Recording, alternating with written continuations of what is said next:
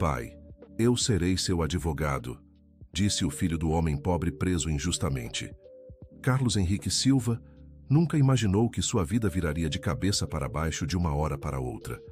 O mecânico de 42 anos, conhecido por toda a vizinhança de São Bernardo do Campo como um homem honesto e trabalhador, estava agora sentado em uma cela fria, vestindo o uniforme laranja que marcava sua condição de detento. Foi quando seu filho Miguel, de apenas 9 anos, apareceu na sala de visitas vestindo um terno azul marinho emprestado do filho da vizinha, que era 3 números maior que o dele. O menino havia conseguido a roupa com Dona Aparecida, que ficou comovida ao saber que o garoto queria defender o pai. Pai, eu serei seu advogado, disse Miguel com a voz tremendo, mas os olhos cheios de determinação. Carlos sentiu o coração apertar. Como explicar para uma criança que a vida não funcionava assim? Como dizer que um menino de 9 anos não podia defender ninguém em um tribunal? Meu filho, você não entende. Isso não é um jogo. Eu estou sendo acusado de roubar peças da oficina onde trabalhei por 20 anos. O senhor Reinaldo tem documentos que provam que eu estava levando peças caras sem autorização. Mas, pai, eu sei que você nunca faria isso. A senhora Benedita da biblioteca me ajudou a entender algumas coisas sobre leis. E eu encontrei umas coisas estranhas nos papéis que a mamãe trouxe. Miguel puxou da mochila escolar um caderno todo rabiscado, com anotações feitas com lápis de cor. Suas pequenas mãos tremiam enquanto folheava as páginas. Olha aqui, pai. Essas datas não batem. No mesmo dia que eles dizem que você pegou uma bomba de combustível cara, você estava no hospital comigo quando eu quebrei o braço. Lembra? A gente tem até a pulseirinha do hospital. Carlos olhou para o filho, surpreso. Era verdade. Naquele dia 15 de março, ele havia passado 6 horas no pronto-socorro com Miguel, que havia caído da bicicleta. Como poderia estar roubando peças da oficina no mesmo horário? E tem mais, pai. A dona Rosa, que trabalha na cantina da oficina, me disse que o senhor Reinaldo andava nervoso nas últimas semanas. Ele brigou com o contador, o seu Osvaldo, por causa de uns números que não batiam. A mente de Carlos começou a funcionar. Osvaldo Mendes era o contador da oficina há 15 anos. Um homem tímido, de óculos grossos, que sempre pareceu honesto. Mas nas últimas semanas, Carlos havia notado que ele evitava conversar. Desviava o olhar quando se encontravam nos corredores. Miguel, como você conseguiu falar com a dona Rosa? Eu vou lá todos os dias depois da escola, pai. A mamãe está trabalhando tanto que nem percebe. Eu fico conversando com o pessoal, perguntando sobre você. Todo mundo diz que você é honesto, que nunca faria uma coisa dessas. Carlos sentiu os olhos marejarem. Sua esposa Teresa estava trabalhando em 3 empregos para conseguir pagar as contas desde que ele fora preso. Faxina de manhã, cuidadora de idosos à tarde e costura à noite. Mal tinha tempo para cuidar dos filhos. Miguel continuou folheando o caderno, mostrando desenhos e anotações que havia feito. Pai, eu anotei tudo o que o pessoal falou. O Joaquim, que trabalha no estoque, disse que nas últimas semanas algumas peças sumiam e apareciam com códigos diferentes. E o Jefferson, do setor de vendas, falou que o senhor Reinaldo mandou ele não conversar com ninguém sobre o movimento de peças. Meu filho, isso tudo pode ser verdade, mas eu tenho uma advogada. A doutora Patrícia está cuidando do meu caso. Pai, a doutora Patrícia está cuidando de 60 casos ao mesmo tempo. Ela mesma me disse quando eu fui falar com ela ontem. Ela não tem tempo de investigar direito. Por isso eu resolvi ajudar. Carlos ficou impressionado com a determinação do filho. Aquele menino que ainda brincava de carrinho e assistia desenho animado estava tentando desvendar um esquema que poderia mandar seu pai para a prisão por anos. E a mamãe sabe disso que você está fazendo? Miguel baixou a cabeça, constrangido. Não, pai. A mamãe está muito cansada. Ela chega em casa e vai direto dormir. A Júlia fica comigo, mas ela só tem 6 anos, não entende nada. Eu prometo que estou cuidando bem dela. O coração de Carlos se partiu ao imaginar seus 2 filhos pequenos cuidando um do outro, enquanto Teresa trabalhava até se esgotar e ele estava preso por algo que não fez. Querido ouvinte, se você está gostando da história, Aproveite para deixar o like e principalmente se inscrever no canal. Isso ajuda muito a gente que está começando, agora continuando. Durante as semanas seguintes, Miguel estabeleceu uma rotina. Depois da escola, passava na oficina de Reinaldo Santos, fingindo que estava apenas visitando o local onde o pai trabalhava. Conversava com os funcionários, fazia perguntas inocentes que uma criança faria, mas sempre anotando tudo em seu caderno. A oficina ficava numa rua movimentada do centro de São Bernardo do Campo, um lugar que Miguel conhecia bem. Desde pequeno, ia lá nos fins de semana para ficar com o pai quando Teresa trabalhava. Conhecia todos os funcionários, que o tratavam como um sobrinho.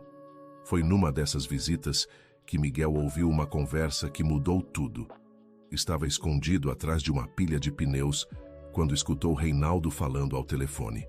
Não posso cancelar agora. O Carlos já está preso. O plano funcionou. Osvaldo alterou todos os documentos como combinamos.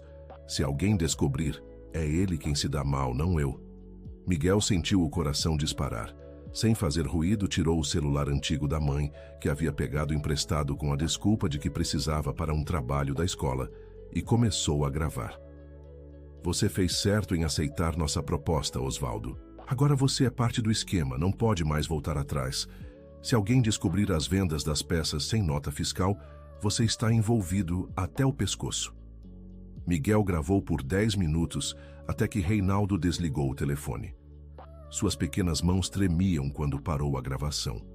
Ele havia descoberto algo importante, mas não sabia exatamente o que fazer com aquela informação. Naquela noite, foi até a biblioteca municipal, onde encontrou Dona Benedita, a bibliotecária que sempre o ajudava. Dona Benedita, se eu gravei alguém falando uma coisa importante, isso pode ajudar meu pai no julgamento? A mulher de 60 anos, que conhecia Miguel desde que ele aprendeu a ler, sentou-se ao lado dele com paciência. Miguel, isso depende de muitas coisas, mas o que você gravou exatamente? O menino contou tudo o que havia ouvido. Dona Benedita o escutou atentamente, fazendo algumas anotações. Você precisa levar isso para a advogada do seu pai. Ela saberá o que fazer. No dia seguinte, Miguel foi até o escritório da Defensoria Pública, onde trabalhava a doutora Patrícia Almeida. A mulher de 35 anos estava sobrecarregada, como sempre, com pilhas de processos em sua mesa. Miguel, filho, eu já expliquei que não posso atender você sem sua mãe presente. Doutora, por favor, só escuta isso aqui. É sobre meu pai. Patrícia suspirou, mas aceitou ouvir a gravação. À medida que escutava, seus olhos se arregalaram. Miguel, onde você conseguiu isso? Na oficina, doutora. Eu escutei o senhor Reinaldo falando. Isso pode ser muito importante, mas preciso analisar melhor. E preciso falar com sua mãe urgentemente. Naquela noite, quando Teresa chegou em casa depois do terceiro emprego, Miguel contou tudo o que havia descoberto. A mulher, exausta e preocupada, inicialmente ficou brava por ele ter feito tudo aquilo às escondas. Miguel, você é uma criança. Isso é perigoso. E se esse homem descobrir o que você está fazendo? Mamãe, eu não posso ficar parado vendo o papai sofrer por uma coisa que ele não fez. Você não viu como ele está magro, como está triste? Ele não está dormindo direito.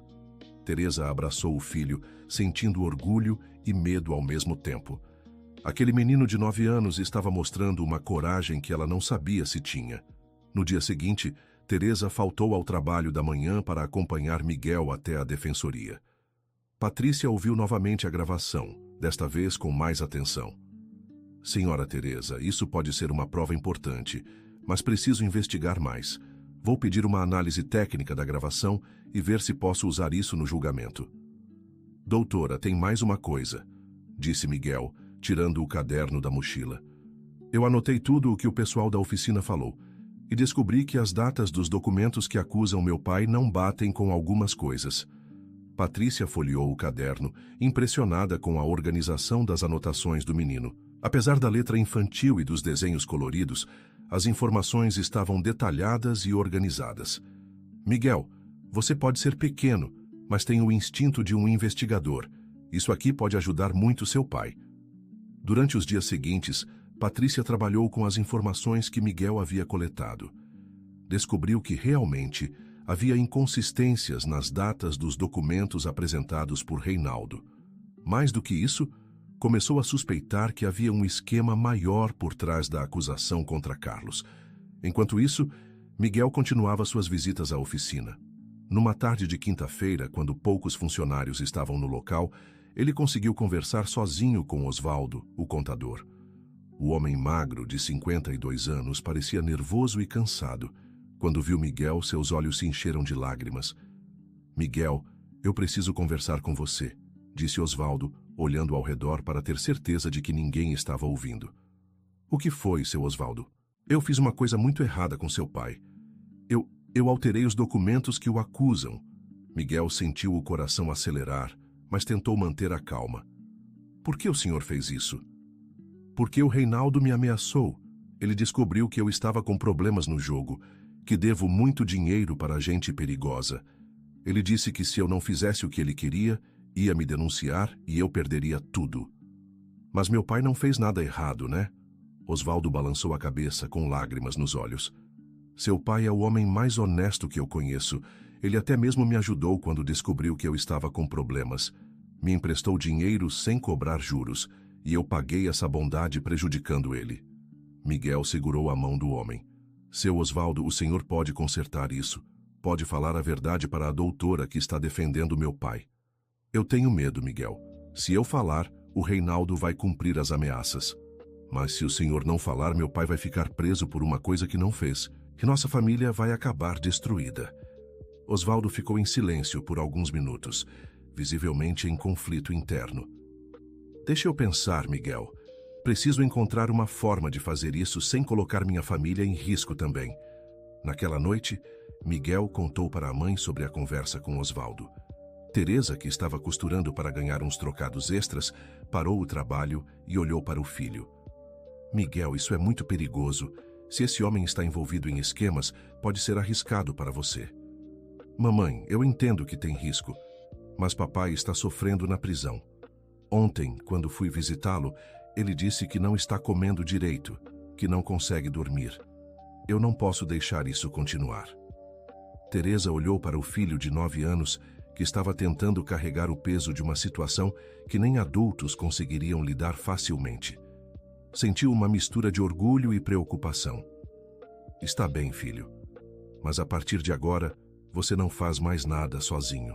Eu vou falar com minha patroa da manhã, a dona Conceição. Ela já passou por problemas parecidos com o filho dela e pode nos aconselhar." No dia seguinte, Teresa conversou com Conceição Ferreira, uma senhora de 70 anos para quem fazia faxina há 2 anos. Conceição era uma mulher sábia, que havia criado 4 filhos sozinha depois que o marido a abandonou. "Teresa, esse menino tem uma coragem que poucos adultos têm, mas ele não pode enfrentar isso sozinho. Vocês precisam de ajuda." "Dona Conceição, eu não sei mais o que fazer. Estou trabalhando tanto que mal vejo meus filhos. Não tenho dinheiro para contratar um advogado particular." "Teresa, minha filha, às vezes a solução está mais perto do que imaginamos. Eu tenho uma amiga, a Dirce, que trabalhou durante anos no fórum.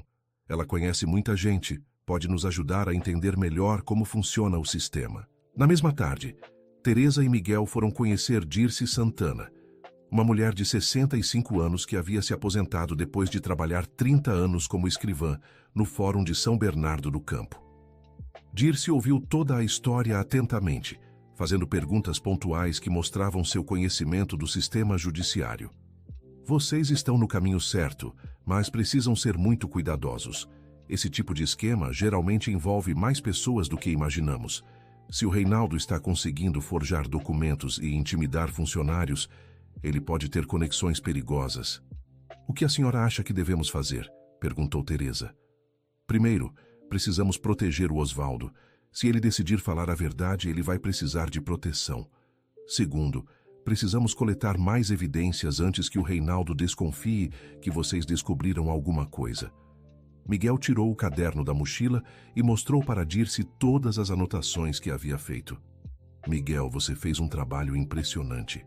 Mas agora precisamos ser mais estratégicos. Vou te ensinar algumas coisas que podem ajudar."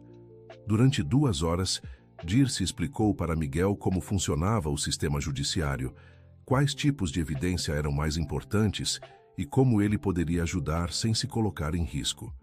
A coisa mais importante, Miguel, é que você não pode mais ir sozinho à oficina. A partir de agora, qualquer informação que precisarmos coletar tem que ser feita de forma segura.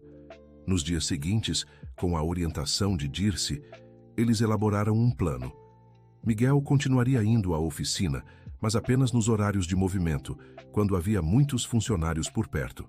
Teresa acompanharia o filho sempre que possível, usando os intervalos entre os trabalhos. Foi numa dessas visitas que eles descobriram algo surpreendente. Joaquim Santos, funcionário do estoque há 10 anos, procurou Miguel discretamente. Miguel, eu preciso falar com você e sua mãe, mas não aqui. Vamos nos encontrar na praça em frente à escola amanhã às 6 da tarde. No dia seguinte, Teresa e Miguel foram ao encontro de Joaquim. O homem de 45 anos estava visivelmente nervoso. Eu não aguento mais ver o Carlos sofrendo por uma coisa que eu sei que ele não fez. Preciso contar uma coisa para vocês. O que é, seu Joaquim? Perguntou Teresa. Eu vi o Reinaldo e o Osvaldo conversando sobre como iam incriminar seu marido. Foi 2 semanas antes da prisão dele. Eles estavam no depósito, achando que ninguém estava ouvindo. Miguel tirou o caderno e começou a anotar tudo o que Joaquim estava falando. O Reinaldo disse que precisava arranjar um culpado para as peças que estavam sumindo, porque a empresa que compra dele estava começando a fazer perguntas. E seu marido era perfeito, porque sempre questionava algumas coisas estranhas que aconteciam na oficina. Por que o senhor não falou isso antes? Perguntou Teresa. Porque eu tenho família, Teresa. Tenho 3 filhos para criar. E o Reinaldo deixou claro que se alguém falasse alguma coisa, ia ter problemas sérios. Mas agora o senhor está disposto a falar? Sim, porque eu não consigo mais dormir sabendo que um homem honesto está preso por causa da minha covardia. E vendo esse menino lutando pelo pai dele, eu me sinto envergonhado de não ter coragem. Joaquim contou que havia várias irregularidades na oficina que ele havia presenciado. Peças que saíam sem nota fiscal, alterações nos códigos de estoque e pressão sobre os funcionários para não questionarem nada. Tem mais uma coisa, disse Joaquim, tirando um papel do bolso. Eu anotei algumas coisas que vi. Datas, números de peças, conversas que escutei. Guardei tudo porque sabia que um dia isso poderia ser importante. Teresa pegou o papel com as mãos tremendo. Eram informações detalhadas que poderiam ajudar muito na defesa de Carlos. Seu Joaquim, o senhor pode repetir tudo isso para a advogada do meu marido? Posso sim, Teresa. Já passou da hora de fazer a coisa certa. Querido ouvinte, se você está gostando da história, aproveite para deixar o like e principalmente se inscrever no canal.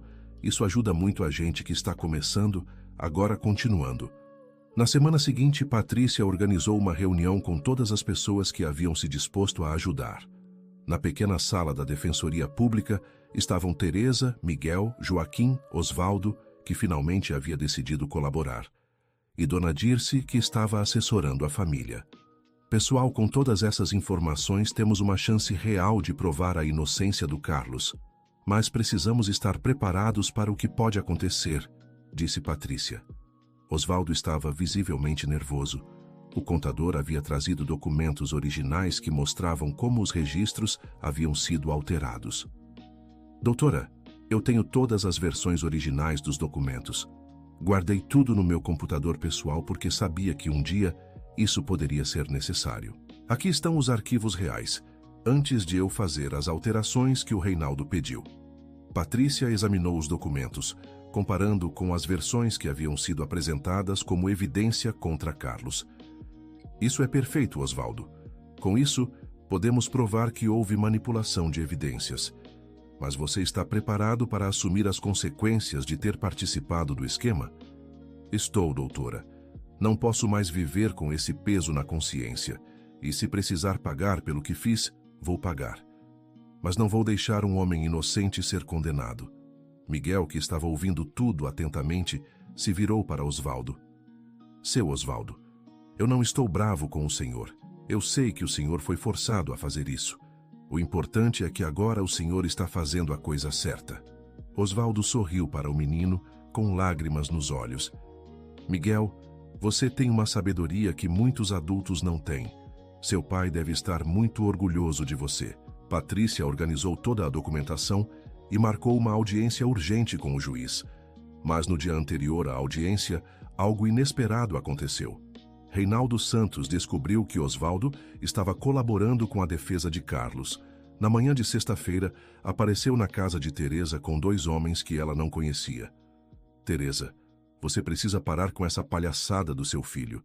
Se vocês continuarem mexendo onde não devem, as consequências podem ser sérias. Miguel estava na escola, mas Júlia, de 6 anos, estava em casa com uma vizinha que cuidava dela. Teresa sentiu o coração acelerar de medo, mas tentou manter a calma. Senhor Reinaldo, eu não sei do que o senhor está falando. Não se faça de boba, Teresa. Sei que vocês andaram conversando com meus funcionários, coletando informações. Isso vai parar agora, ou vocês vão se arrepender. A vizinha que estava cuidando de Júlia, Dona Marlene, uma senhora de 70 anos, não se intimidou. Reinaldo Santos, eu conheço você desde que era menino. Sua mãe, coitada, deve estar se revirando no túmulo vendo o que você se tornou. Saia da minha vista antes que eu chame a vizinhança toda aqui.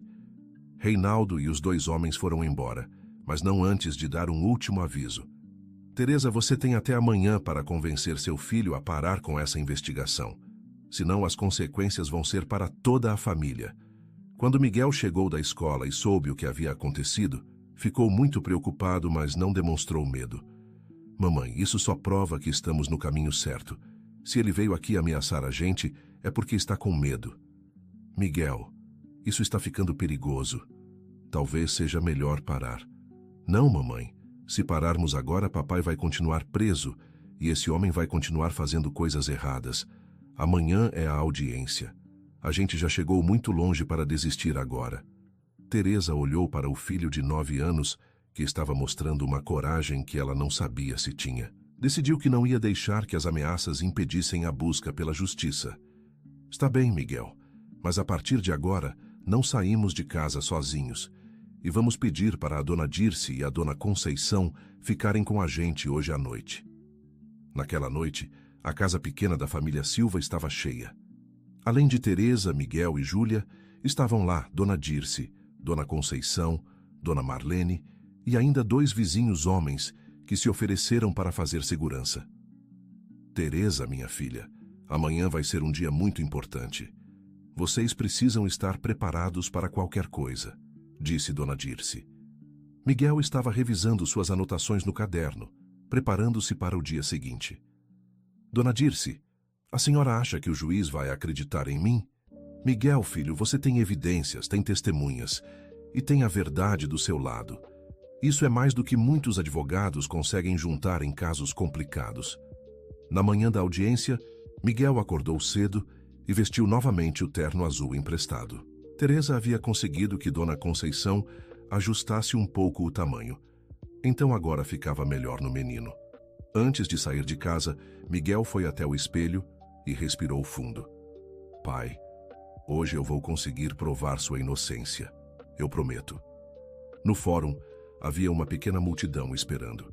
Vários funcionários da oficina haviam comparecido para apoiar Carlos. Alguns para testemunhar a favor, outros apenas para acompanhar. Quando Carlos entrou na sala de audiências, vestindo o uniforme laranja, seus olhos se encontraram com os de Miguel. O menino acenou para o pai e mostrou o caderno, indicando que estava preparado. O juiz, Dr. Roberto Fernandes, um homem de 50 anos com bastante experiência em casos trabalhistas, observou a movimentação na sala. Este é um caso peculiar, disse o juiz. Temos aqui acusações de furto de peças, mas também alegações de que houve manipulação de evidências. Vou ouvir primeiro as testemunhas de defesa. Patrícia chamou Osvaldo como primeira testemunha. O contador estava muito nervoso, mas determinado a contar a verdade. Vossa Excelência, eu preciso confessar que alterei os documentos que incriminam o senhor Carlos Silva. Fiz isso sob ameaça do senhor Reinaldo Santos, que descobriu problemas pessoais meus e me chantageou. O promotor público, Dr. Márcio Oliveira, interrompeu.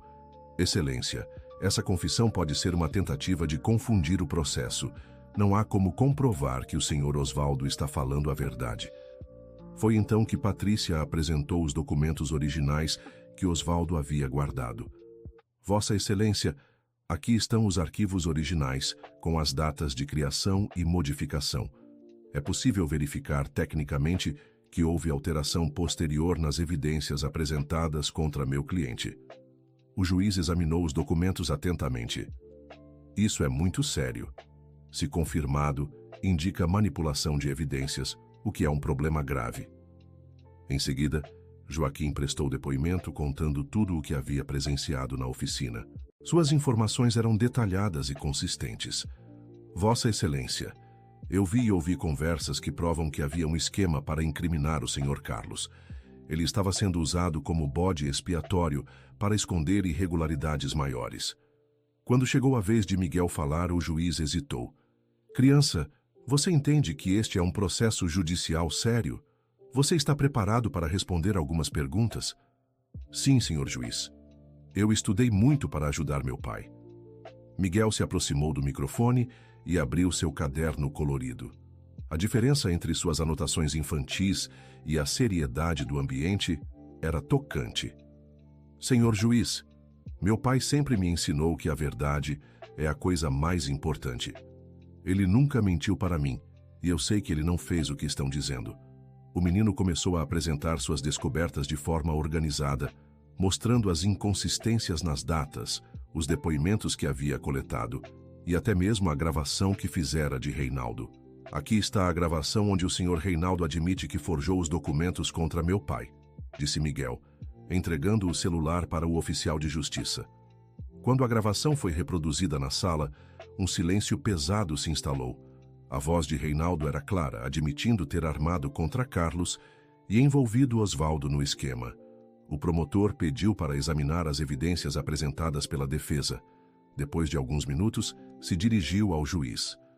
Vossa Excelência, diante dessas evidências, o Ministério Público não tem mais como sustentar a acusação contra o réu Carlos Silva.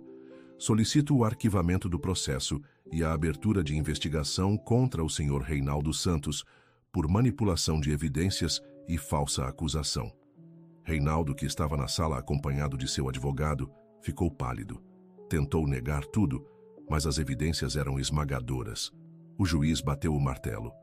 Declaro Carlos Henrique Silva inocente de todas as acusações. Determino sua libertação imediata e a abertura de processo contra Reinaldo Santos pelos crimes descobertos nesta audiência. Miguel correu em direção ao pai, que estava sendo liberado das algemas. Pai e filho se abraçaram chorando, enquanto toda a sala aplaudia. Pai, eu consegui! Eu consegui provar que você é inocente.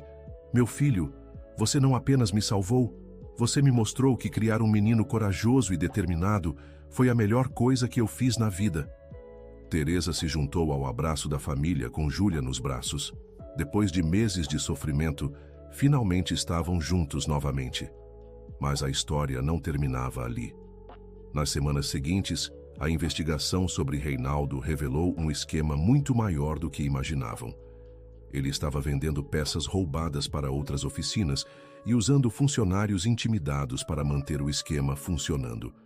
Osvaldo, apesar de ter colaborado com a justiça, foi condenado a prestar serviços comunitários e pagar uma multa. Mas não perdeu o emprego, já que o juiz considerou que ele havia agido sob coação. Joaquim foi promovido para supervisor do estoque na nova administração da oficina, que foi assumida pelos próprios funcionários com a ajuda de um sindicato local. Querido ouvinte, se você está gostando da história, aproveite para deixar o like e principalmente se inscrever no canal. Isso ajuda muito a gente que está começando. Agora continuando. Carlos voltou para casa, mas não quis mais trabalhar na oficina que havia lhe causado tanto sofrimento. Com a ajuda de alguns amigos e usando a pequena indenização que recebeu por prisão injusta, decidiu abrir sua própria oficina mecânica. Miguel, você quer ser meu sócio? Brincou Carlos no dia em que inauguraram Oficina Silva em Filho. Pai, eu aceito, mas só depois que eu terminar a faculdade de Direito, respondeu Miguel sorrindo. A pequena oficina ficava num galpão alugado no bairro onde moravam. Era simples, mas limpa e organizada. Carlos havia decidido que sua oficina seria diferente, baseada em honestidade e transparência total com os clientes. Miguel ajudava o pai depois da escola, organizando documentos, anotando os serviços realizados e até mesmo explicando para os clientes o que havia sido feito em seus carros. O menino havia desenvolvido uma habilidade impressionante para se comunicar com as pessoas. Miguel tem jeito para advogado mesmo, disse Dona Conceição, que havia se tornado uma espécie de avó postiça para as crianças. Ele explica as coisas de um jeito que qualquer pessoa entende. Teresa conseguiu reduzir a carga de trabalho. Como Carlos estava ganhando bem na oficina própria, ela pôde deixar um dos 3 empregos e ter mais tempo para cuidar dos filhos. Uma tarde, cerca de 6 meses depois do julgamento, Miguel estava na oficina ajudando o pai quando chegou uma visita inesperada. Era Patrícia, a defensora pública que havia defendido Carlos. Miguel, eu vim aqui fazer uma proposta para você. Que proposta, doutora? Você já pensou em participar de um programa de jovens talentos da Defensoria? Temos um projeto onde crianças e adolescentes com aptidão para o direito podem participar de atividades educativas. Miguel olhou para o pai, que sorriu orgulhoso. Doutora, eu aceito, mas só se não atrapalhar meus estudos e meu trabalho aqui com meu pai. Claro que não vai atrapalhar. Você pode participar aos sábados de manhã. Vamos te ensinar mais sobre direito, como funciona o sistema judiciário. E você pode ajudar outras pessoas que precisam de orientação jurídica básica. Carlos interrompeu o trabalho para abraçar o filho. Miguel, eu estou muito orgulhoso de você. Você não apenas me salvou, mas está usando o que aprendeu para ajudar outras pessoas. Nos meses seguintes, Miguel se tornou uma pequena celebridade no bairro. Várias pessoas vinham procurá-lo para pedir orientações sobre problemas jurídicos simples. Com a supervisão de Patrícia, ele ajudava as pessoas a organizarem documentos, entenderem seus direitos e procurarem a assistência adequada. Uma dessas pessoas foi Dona Neuza, uma senhora de 72 anos que estava sendo ameaçada de despejo pelo filho. Miguel, meu filho quer me tirar de casa e vender para pagar as dívidas de jogo dele. Ele disse que, como a casa está no nome dele, ele pode fazer o que quiser. Miguel ouviu a história atentamente, fazendo anotações em um novo caderno que havia ganhado de presente de Dona Dirce. Dona Neuza, a senhora sempre morou nessa casa? Sempre, meu filho. Faz 50 anos que moro lá. Meu falecido marido comprou quando meu filho ainda era pequeno. Mas quando ele cresceu, a gente passou a casa para o nome dele para evitar problemas de herança. E a senhora contribui para as despesas da casa? Contribuo, sim. Uso minha aposentadoria toda para pagar luz, água e ainda compro a comida. Miguel consultou alguns livros de direito que havia ganhado e conversou com Patrícia sobre o caso. Dona Neuza, a senhora tem direito a continuar morando na casa, mesmo ela estando no nome do seu filho. Isso se chama direito de habitação. Vou ajudar a senhora a procurar um advogado especializado. O caso de Dona Neuza foi resolvido favoravelmente e ela pôde continuar morando em sua casa. O filho foi obrigado pela justiça a respeitar o direito da mãe. Miguel, você salvou minha casa. Como posso te agradecer? Dona Neuza, a senhora não precisa me agradecer. Ajudar as pessoas é uma coisa boa de fazer. Meu pai me ensinou isso. A história de Miguel começou a se espalhar para além do bairro. Um jornalista local soube do caso e decidiu fazer uma matéria sobre o menino que havia salvado o pai e agora ajudava outras pessoas com problemas jurídicos. Miguel, como um menino de 9 anos, conseguiu desvendar um esquema que enganou até adultos? Perguntou o jornalista durante a entrevista. Eu acho que foi porque eu não desisti. Quando você tem certeza de que uma coisa é errada, você tem que lutar para consertar. E eu tinha certeza de que meu pai não fez o que estavam dizendo.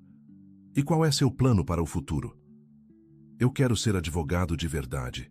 Quero defender pessoas como meu pai, que são honestas, mas às vezes precisam de ajuda para provar isso.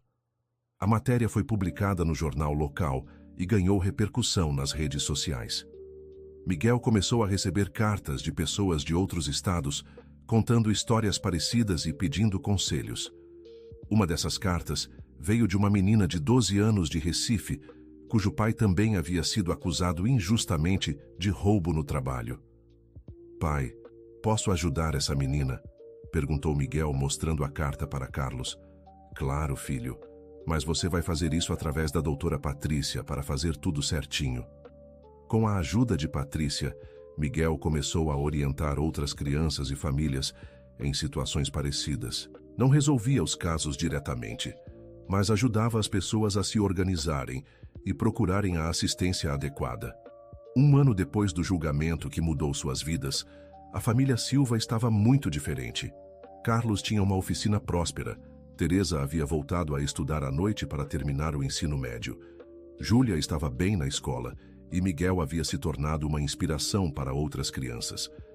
Numa tarde de sábado, enquanto organizavam as ferramentas na oficina, Carlos puxou uma conversa séria com o filho.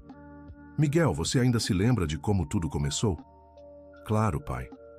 Eu nunca vou esquecer do dia que te vi na prisão e decidi que ia te ajudar." "E você não teve medo?" Miguel pensou por alguns segundos antes de responder. "Eu tive medo, sim, pai, mas eu tive mais medo de perder você. Medo de nossa família se acabar. Então eu decidi que o medo de perder você era maior que o medo de tentar te ajudar."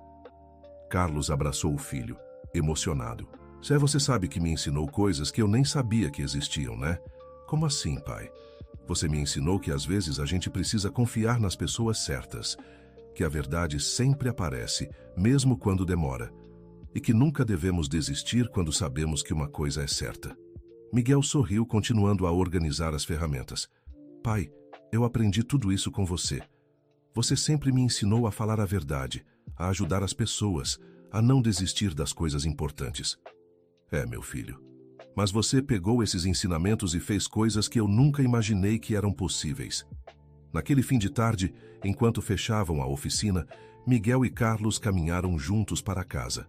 O menino havia crescido muito naquele ano, não só fisicamente, mas em sabedoria e maturidade. "Pai, posso te perguntar uma coisa?" "Claro, filho." "Você ficou bravo comigo por ter feito tudo aquilo escondido no começo?" Carlos parou de caminhar e olhou para o filho. "Miguel, eu fiquei preocupado porque você estava correndo riscos. Mas bravo, nunca. Eu fiquei foi orgulhoso de ter um filho corajoso como você. E se não tivesse dado certo? E se eu não tivesse conseguido provar sua inocência?" "Meu filho, o fato de você ter tentado já valia tudo.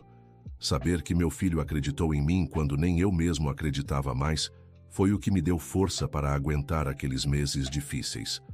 Quando chegaram em casa, Teresa estava preparando o jantar com a ajuda de Júlia. A casa pequena estava cheia de vida e alegria, muito diferente dos meses sombrios que haviam passado. "Como foi o dia na oficina?" perguntou Teresa. "Foi bom, mãe. Ajudei o pai a consertar 3 carros e ainda organizei a papelada", respondeu Miguel. "E você, Carlos, como estão os negócios?" "Cada dia melhor, Teresa.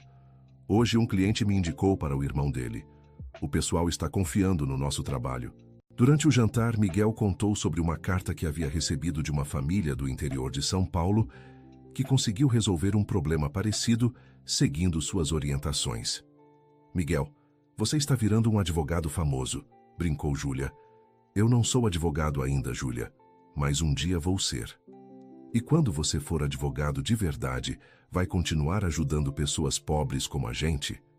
Miguel olhou para a irmã com carinho. "Claro, Júlia. É para isso que eu quero ser advogado.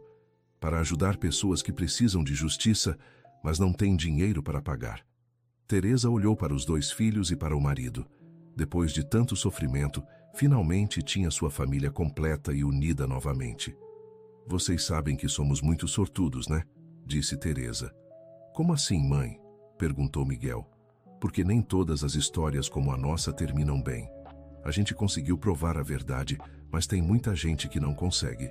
É por isso que eu vou continuar ajudando, mãe, para que mais histórias terminem bem como a nossa." Naquela noite, depois que as crianças foram dormir, Carlos e Teresa conversaram na pequena sala de estar. "Carlos, você acredita no que esse menino conseguiu fazer?" "Às vezes parece um sonho, Teresa. quando eu estava naquela cela, achei que nossa vida tinha acabado. Que nossas crianças iam crescer com a vergonha de ter um pai bandido. E agora? Agora eu sei que temos um filho especial. Não só o Miguel, mas a Júlia também. Ela pode ser pequena, mas a forma como apoiou o irmão durante tudo isso foi impressionante. Você acha que o Miguel vai mesmo ser advogado? Carlos sorriu, olhando para a porta do quarto onde Miguel dormia. Teresa, esse menino pode ser qualquer coisa que ele quiser, mas eu tenho certeza de que, seja o que for, ele vai usar para ajudar as pessoas. Alguns meses depois, Miguel recebeu um convite especial. A Defensoria Pública estava organizando um evento sobre acesso à justiça e queria que ele contasse sua história. Miguel, você quer participar? Perguntou Patrícia. Eu posso falar sobre como é importante não desistir quando a gente sabe que uma coisa é certa. Pode falar sobre o que você quiser, Miguel. Sua história pode inspirar outras pessoas. No dia do evento, Miguel subiu no palco vestindo o mesmo terno azul, que agora já estava do tamanho certo depois de alguns ajustes. Na plateia estavam seu pai, sua mãe, Júlia, Dona Dirce, Dona Conceição e várias outras pessoas que o haviam apoiado durante aqueles meses difíceis. Meu nome é Miguel Silva, tenho 10 anos e quero contar para vocês como salvei meu pai da prisão, começou o menino. Durante 20 minutos, Miguel contou sua história com a naturalidade de uma criança, mas com a sabedoria de quem havia vivido experiências que muitos adultos nunca viveram. O que eu aprendi é que a verdade pode estar escondida, mas ela sempre existe. E se a gente procurar direito com paciência e coragem, a gente sempre consegue encontrar ela, disse Miguel, concluindo sua fala. A plateia se levantou para aplaudir. Várias pessoas tinham lágrimas nos olhos, tocadas pela história daquele menino corajoso. Depois do evento, várias pessoas se aproximaram para conversar com Miguel. Uma delas era um advogado famoso de São Paulo que havia sido convidado para o evento. Miguel, você tem um talento natural para o direito. Se quiser, posso te ajudar com seus estudos quando você for mais velho. Obrigado, doutor, mas eu quero estudar para ser um advogado que ajuda pessoas pobres como a doutora Patrícia. O advogado sorriu impressionado com a resposta. Miguel, qualquer tipo de advogado que você quiser ser, tenho certeza de que será um excelente profissional. 2 anos depois, quando Miguel estava com 12 anos, ele recebeu uma notícia que o deixou muito feliz. Havia sido aprovado em uma bolsa de estudos integral para uma das melhores escolas particulares de São Bernardo do Campo. Miguel, essa bolsa vai te ajudar muito a se preparar para ser advogado, disse Teresa, abraçando o filho. Mãe, eu estou feliz, mas também um pouco preocupado. Por quê, filho? Porque eu não quero me esquecer de onde eu vim. Não quero virar uma pessoa que só pensa em ganhar dinheiro e esquece de ajudar quem precisa. Carlos, que estava ouvindo a conversa, se aproximou dos dois. Miguel, você nunca vai esquecer quem você é. Isso está na sua natureza. Você pode estudar na melhor escola, na melhor universidade, mas você sempre vai ser o menino que teve coragem de lutar pelo que é certo. É verdade, pai? É verdade, meu filho. E sabe por quê? Porque você não aprendeu a ser corajoso nos livros. Você aprendeu vivendo, sofrendo, lutando. Isso não se esquece. No primeiro dia na escola nova, Miguel estava nervoso. Era um ambiente muito diferente do que estava acostumado. Os outros alunos tinham roupas caras, materiais novos e falavam sobre coisas que ele não conhecia. Mas durante a aula de educação cívica, quando a professora começou a falar sobre direitos e deveres dos cidadãos, Miguel se sentiu em casa. Alguém pode dar um exemplo de como um cidadão comum pode lutar por seus direitos? Perguntou a professora. Miguel levantou a mão timidamente. Professora, posso contar uma história real? Claro, Miguel. O menino contou uma versão resumida de sua história. Quando terminou, a sala estava em silêncio. Miguel, essa é uma história impressionante. Você realmente fez tudo isso? Perguntou a professora. Fiz sim, professora, com a ajuda de muitas pessoas boas. Um dos colegas, filho de um empresário importante da cidade, se aproximou de Miguel no recreio. Miguel, sua história é muito legal. Você pode me ensinar algumas coisas sobre direito? Claro, mas por quê? porque meu pai às vezes tem problemas na empresa dele e eu quero entender melhor essas coisas. Miguel percebeu que, mesmo em um ambiente diferente, ainda podia usar seu conhecimento para ajudar pessoas.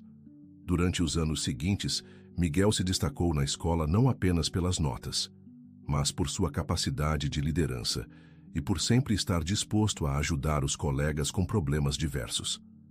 Quando tinha 15 anos, criou um grupo de estudos sobre direitos na escola, onde ensinava outros adolescentes sobre direitos básicos dos consumidores, direitos trabalhistas e como procurar ajuda legal quando necessário.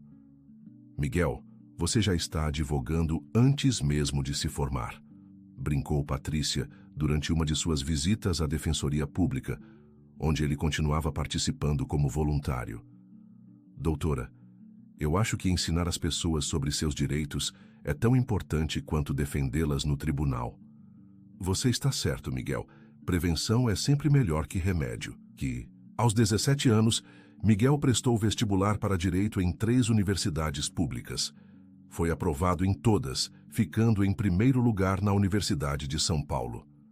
Miguel, você conseguiu!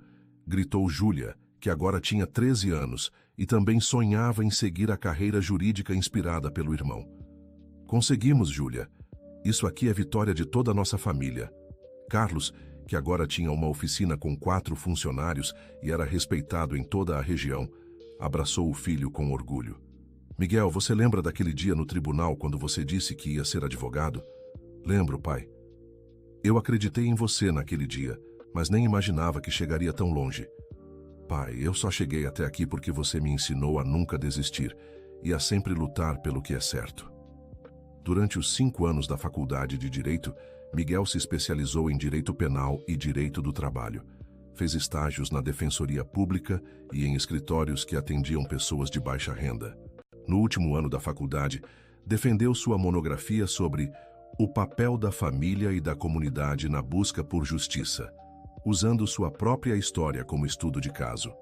Miguel, sua monografia é um exemplo de como experiências pessoais podem se transformar em conhecimento acadêmico relevante, disse seu orientador.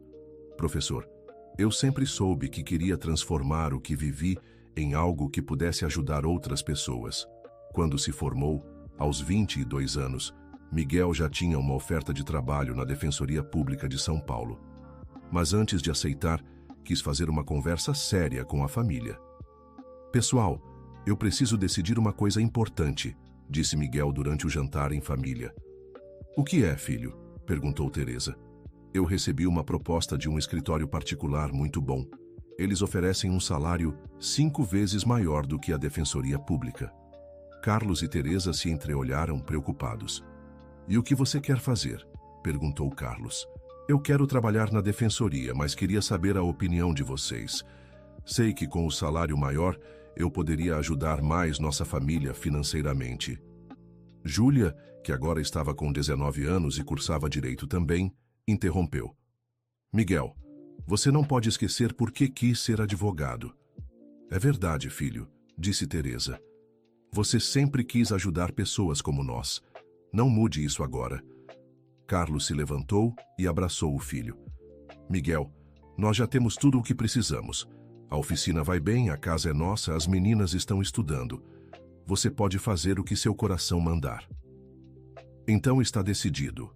Vou trabalhar na Defensoria Pública. No primeiro dia de trabalho como defensor público, Miguel foi designado para um caso que o emocionou profundamente. Era a defesa de um homem de 45 anos, pai de 3 filhos, acusado de roubo no local de trabalho.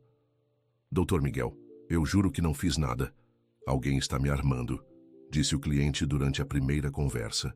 Miguel olhou para aquele homem e viu reflexos de sua própria história. Senhor Antônio, eu acredito no Senhor e vou fazer tudo o que estiver ao meu alcance para provar sua inocência. Durante 3 meses, Miguel trabalhou no caso com a mesma determinação que havia mostrado quando era criança. Investigou, coletou evidências, ouviu testemunhas e descobriu que realmente havia um esquema para incriminar seu cliente. No dia do julgamento, quando o juiz declarou Antônio inocente, o homem abraçou Miguel chorando. Doutor, como posso agradecer o que o senhor fez por mim? Senhor Antônio, agradeça sendo um bom pai para seus filhos. É isso que importa. Depois da audiência, Miguel ligou para Carlos. Pai, consegui inocentar meu primeiro cliente. Parabéns, meu filho. Como foi? Foi igual àquela vez que você foi inocentado. A verdade apareceu. Só precisava de alguém que acreditasse nela. Miguel, você me orgulha todos os dias. Pai, eu tenho uma coisa para te contar. O que é, filho? O filho do meu cliente estava na audiência hoje. Um menino de 8 anos que me lembrou muito de mim quando era pequeno. Ele me agradeceu por ajudar o pai dele. E o que você sentiu? Senti que tudo fez sentido, pai. Tudo que a gente passou, toda a luta que tivemos, foi para chegar até esse momento. 10 anos depois, Miguel havia se tornado um dos defensores públicos mais respeitados do Estado. Havia inocentado centenas de pessoas, muitas delas em situações parecidas com a que sua família havia vivido. Júlia também se formou em Direito e abriu um escritório próprio, mas sempre reservava tempo para casos pro bono, ajudando pessoas que não podiam pagar por assistência jurídica. Carlos, agora com 55 anos, havia expandido a oficina e empregava 12 pessoas. Era conhecido como um dos mecânicos mais honestos da região. Teresa havia terminado o ensino médio e depois fez um curso técnico em administração. Ajudava Carlos a gerenciar a oficina e ainda encontrava tempo para fazer trabalho voluntário em uma creche do bairro. Numa tarde de domingo, a família estava reunida para o almoço semanal que havia se tornado tradição. Estava todo mundo lá. Carlos, Teresa, Miguel, Júlia, Dona Dirce, que havia se tornado praticamente um membro da família, e até Joaquim, que havia virado um grande amigo depois de tudo que passaram juntos. Miguel, você se lembra de quando era pequeno e dizia que ia ser advogado para defender pessoas como nosso pai? Perguntou Júlia. Lembro perfeitamente, respondeu Miguel sorrindo. Você imaginou que ia conseguir ajudar tanta gente? Miguel olhou ao redor da mesa, vendo todas aquelas pessoas que haviam sido importantes em sua jornada. Júlia, eu nunca imaginei que ia conseguir ajudar tantas pessoas, mas também nunca imaginei que ia receber tanta ajuda quanto recebi. Carlos levantou o copo de refrigerante. Pessoal, eu quero fazer um brinde. Ao quê, pai? Perguntou Miguel. A coragem. A coragem de um menino de 9 anos que não desistiu quando todos os adultos achavam que não havia mais jeito. E a sorte de ter encontrado pessoas boas no caminho.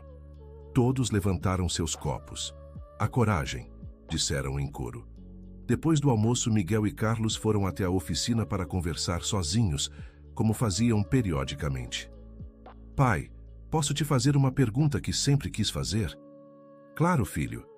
Você chegou a acreditar que podia ser condenado? Teve momentos em que perdeu a esperança. Carlos pensou por alguns segundos antes de responder. Tive sim, Miguel. Principalmente à noite, quando estava sozinho na cela. Às vezes eu achava que não ia conseguir provar minha inocência. E o que te dava força para continuar? Vocês. Saber que tinha uma família que acreditava em mim. E principalmente ver você, um menino tão pequeno, lutando tanto. Se você não desistia, eu não podia desistir também.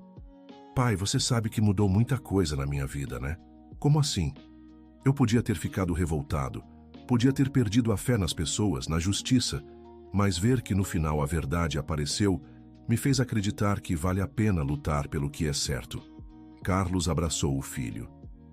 Miguel, você não apenas me salvou naquele dia, você salvou nossa família inteira. E ainda por cima está salvando outras famílias todos os dias. É só o que aprendi com você, pai. Que família é a coisa mais importante e que a gente faz qualquer coisa para proteger quem a gente ama. Quando estava voltando para casa naquela tarde, Miguel passou em frente ao fórum onde havia acontecido o julgamento que mudou sua vida. Parou o carro e ficou olhando o prédio por alguns minutos. Lembrou-se daquele menino de 9 anos, vestindo um terno grande demais, carregando um caderno colorido cheio de anotações feitas com lápis de cor. Lembrou-se do medo que sentiu, mas também da determinação de não deixar que seu pai fosse condenado injustamente. Agora, aos 32 anos, Miguel havia se tornado tudo o que sonhara ser. Um advogado que defendia pessoas inocentes, que lutava pela justiça, que acreditava na verdade. Mas mais do que isso, havia se tornado um homem que sabia o valor da família, da coragem e da importância de nunca desistir daquilo em que se acredita. Pegou o celular e ligou para Carlos. Pai, só queria dizer uma coisa. O que é, filho? Obrigado por ter me ensinado que vale a pena lutar pelo que é certo. Isso mudou minha vida e a vida de muitas pessoas que consegui ajudar. Miguel, quem tem que agradecer sou eu, por ter um filho corajoso como você. A gente se vê amanhã na oficina? Claro, filho. Você sempre será bem-vindo na oficina Silva em Filho. Miguel desligou o telefone sorrindo, olhou mais uma vez para o fórum e seguiu para a casa, onde sua esposa e seus 2 filhos pequenos o esperavam. A história havia começado com um menino de 9 anos dizendo: "Pai, eu serei seu advogado." E havia se transformado numa vida inteira, dedicada a fazer exatamente isso, ser advogado de quem precisa de justiça. Naquela noite, antes de dormir, Miguel foi verificar se seus filhos estavam bem. O mais velho, de 6 anos, estava dormindo com um livro de histórias sobre advogados ao lado da cama. "Papai, quando eu crescer, posso ser advogado como você?" havia perguntado o menino na hora de dormir.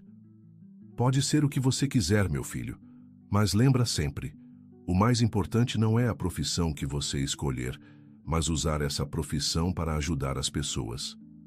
Miguel sorriu, lembrando-se de que a vida havia dado a ele a oportunidade de não apenas viver uma história de superação, mas de transformar essa história em inspiração para outras pessoas. Fim da história. Agora me conte o que você achou dessa história de coragem e determinação. Você acredita que Miguel fez as escolhas certas durante toda a sua jornada? Que lições essa história trouxe para a sua vida? Deixe sua opinião sincera nos comentários. Isso nos ajuda muito a criar mais histórias emocionantes como essa. Não esqueça de deixar seu like e se inscrever no canal.